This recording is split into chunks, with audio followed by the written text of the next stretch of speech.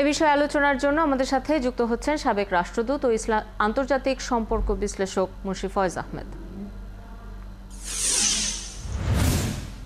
স্বাগত জানাচ্ছি আপনাকে বিশ্বযোগে। এই যে নেতানিয়াহু যুদ্ধবিরতি চুক্তির জন্য নতুন করে হামলার অনুমোদনের যে শর্তটা দিয়েছেন, এই বিষয়ে আপনার বিশ্লেষণ কি? এতে আশ্চর্য হবার কিছু নেই। এইরকমই তো নেতানিয়াহু এবং তার মিত্ররা চিরকাল এইগুলোই করে আসছে। তারা একদিকে বলবে ঠিক আছে যুদ্ধবিরতি করো, কিন্তু আমরা যখন খুশি তখন আক্রমণ করতে পারবো, যখন খুশি তখন যত খুশি লোক মারতে পারবো। এই তো তাদের কাজ। তারা বছরের পর বছর, গত 60 বছরের বেশি সময় ধরে এখানে হত্যাযজ্ঞ চালিয়ে আসছে। এটা একটা গণহত্যা বলে সবাই স্বীকার করে। তারপরেও তাদের কেউ যারা প্রভাব রাখতে পারে ইসরায়েলের উপরে, তারা সেই প্রভাবটা তো ব্যবহার করছে না, বরং তারা ইসরায়েলকে মদদ দিয়ে যাচ্ছে ইসরায়েলের এই গণহত্যায়। সুতরাং এইটা তো নতুন করে বলার খুব কিছু নেই। আমরা যতক্ষণ পর্যন্ত না মার্কিন যুক্তরাষ্ট্র এবং তার মিত্রদের পক্ষ থেকে বড় রকমের চাপ আসবে, ততক্ষণ পর্যন্ত এই যুদ্ধ থামবে বলে তো আমরা মনে করি না। কারণ ইসরায়েলের নেতানিয়াহু এবং অন্যান্যরা যেসব যা বলছে তাদের লক্ষ্য, তাতে তো হলো যে এই ফিলিস্তিনিদের গাজা থেকে পুরোপুরি নিশ্চিহ্ন করা। আর ওরা বলছে হামাসকে নিশ্চিহ্ন করা ওদের পক্ষে সম্ভব তো না। সুতরাং যুদ্ধ চলতেই থাকবে, এটা কি গ্রহণযোগ্য? আর কথাটা হলো যে 60-70 বছর ধরে তারা যাদেরকে মারছে, তারা হঠাৎ একদিন কি একটা সাফল্য দেখিয়েছে তার জন্য তাদের একেবারে নিশ্চিহ্ন করে দিতে হবে, এর চেয়ে অযৌক্তিক কোনো কথা তো আর হয় না। বরং এটা তারা যে নিজেরা ভেতরে ভেতরে দুর্বল, সেইটা তারা স্বীকার করে নিচ্ছে তাদের প্রতিটি কথায়, প্রতিটি কাজে।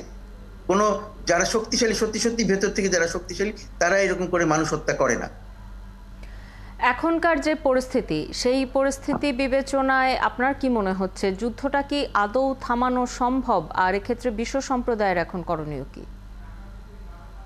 থামানো তো সম্ভব যদি যারা ইসরায়েলের উপরে প্রভাব বিস্তার করে, যেটা আমি আগেও বলছিলাম, যাদের ইসরায়েলের উপরে প্রভাব আছে, সেই মার্কিন যুক্তরাষ্ট্র এবং তার মিত্ররা যদি সবাই একজোট হয়ে ইসরায়েলকে বাধ্য করে যুদ্ধবিরতি করতে, তাহলে সত্যিকার যুদ্ধবিরতি হতে পারে। না হলে যুদ্ধবিরতির একটা চুক্তি সই হলেও দেখা যাবে যুদ্ধবিরতি হচ্ছে না। কারণ আগেও তো অনেকবার যুদ্ধবিরতি, শান্তি চুক্তি, নানান কিছু হয়েছে, দ্বিরাষ্ট্র তত্ত্ব, নানান কিছু হয়েছে। এই মার্কিন যুক্তরাষ্ট্রের দুতিয়ালিতেই হয়েছে, তাদের ওকালতিতেই হয়েছে, কিন্তু সেটাও তো তার বন্ধু, তার মিত্র ইসরায়েল মানে নাই কখনো। তো তাদের বিরুদ্ধে কোনো রকম শাস্তিমূলক ব্যবস্থা কি গ্রহণ করা হয়েছে বা করেছে কখনো? তো সুতরাং এটা সম্ভব না। একমাত্র উপায় হলো যে পৃথিবীব্যাপী মানুষ, অন্যান্য দেশের মানুষ যা করছে সেটা তো তারা করতেই থাকবে।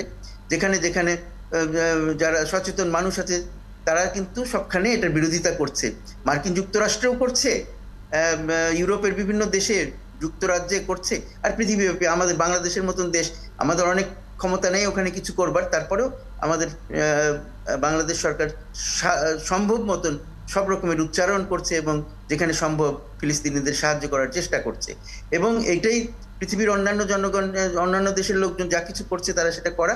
এবং আরেকটি জিনিস খুব গুরুত্বপূর্ণ, সেটা হচ্ছে যে স্থানীয়ভাবে যে ইসলামিক দেশগুলো আছে, ওখানে আরব দেশগুলো আছে, তাদেরকে আরো শক্তিশালীভাবে ঐক্যবদ্ধ হয়ে এটার বিরুদ্ধে তাদেরও যুদ্ধ ঘোষণা করা বা তাদের চাপ সৃষ্টি করা মার্কিন যুক্তরাষ্ট্রের মতন দেশগুলোর উপরে, যে তোমরা তাড়াতাড়ি যুদ্ধ বন্ধ করার ব্যবস্থা করো, নাহলে কিন্তু আমরা আর তোমাদের সাথে নাই। এমনি তো কিছু কিছু লক্ষণ দেখা যাচ্ছে, কিন্তু সত্যিকারের ঐক্যবদ্ধ কোনো প্রচেষ্টা আমরা এখন পর্যন্ত লক্ষ্য করছি না এইসব আরব দেশগুলোর থেকে।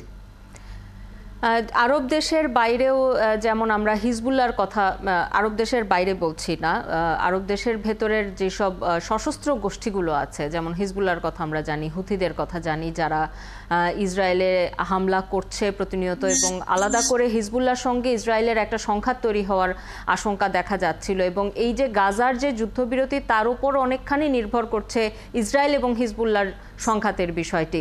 তারপরও যুদ্ধবিরতি নিয়ে নেতানিয়াহু প্রশাসন গড়িমসি করছে কিভাবে? তাদের কি আসলে এই যুদ্ধ থামাবার বা যে মধ্যপ্রাচ্যে অশান্তি সৃষ্টির না করার যে টেন্ডেন্সি, সেটি কি একেবারেই অনুপস্থিত বলে আপনি মনে করেন?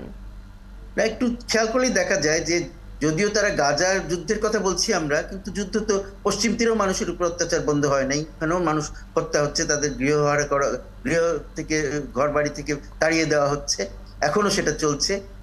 এবং তারপরে এই যে আপনি বললেন অন্যান্য আরব দেশগুলোতে, লেবাননে, সিরিয়ায়, সেখানেও বিভিন্ন সময়ে তারা আক্রমণ করে, তাদের ইচ্ছা মতো তারা আক্রমণ করছে। আজকেও একটা রিপোর্ট দেখলাম যে সিরিয়ার একটা ইয়েতে কি বলে বন্দরে বোমা বর্ষণ করেছে এদের এয়ারফোর্স থেকে, ইসরায়েলি এয়ারফোর্স থেকে। সুতরাং এগুলো তো তারা করেই যাচ্ছে। যুদ্ধ কিছুটা হলো, কিছু একটা হলো ঘোষিত যুদ্ধ, আর একটু হলো অঘোষিত যুদ্ধ। ঘোষণা ছাড়াই তো যুদ্ধ ছাড়া সবসময় তারা করেই যাচ্ছে, যেখানে খুশি সেখানে মারছে। আর তাদেরকে যখন কেউ একটু কিছু খোঁচা দিচ্ছে, একটু মার দিচ্ছে, তখন সেটা নিয়ে পৃথিবীর বড় বড় দেশগুলো সব হইচই করে উঠছে। এইটা তো মানে এর চেয়ে বড়, এবং তখন মানবাধিকার লঙ্ঘন হচ্ছে, যেটি পশ্চিমা যে মানবাধিকারের সংজ্ঞা, তাদের সংজ্ঞায় ইসরায়েলের মানবাধিকার লঙ্ঘন হলে সেটি মানবাধিকার লঙ্ঘন হয়, কিন্তু ইসরায়েলের যে গণহত্যা, তাতে তখন ফিলিস্তিনের মানবাধিকার লঙ্ঘিত হয় না। আপনাকে অসংখ্য ধন্যবাদ আমাদের সাথে যুক্ত হবার জন্য। আমাদের সাথে যুক্ত হয়েছিলেন সাবেক রাষ্ট্রদূত এবং আন্তর্জাতিক সম্পর্ক বিশ্লেষক মুন্সি ফয়েজ আহমেদ।